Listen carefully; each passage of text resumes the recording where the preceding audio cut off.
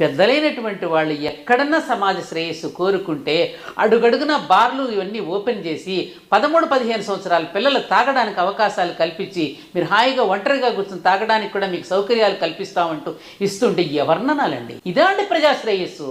ప్రజాశ్రేయస్సు అంటారా దీన్ని? ప్రజలకు అర్థం కావద్దా విషయం? హాయిగా ఇంట్లో తింటూ కూర్చోరా, అన్నీ నీకు సౌకర్యం కల్పిస్తానని నీ బుర్రని నిర్వీర్యం చేసేసి, నిన్ను బానిసను చేసేసి, మేము ఇష్టం వచ్చినట్టు చేస్తున్నాం, పిల్లి కనుక పాలు తాగుతూ ఎవరు చూడలేదనుకున్నట్టుగా మేమేం చేస్తున్నా మీరు చూడొద్దు కాదండి.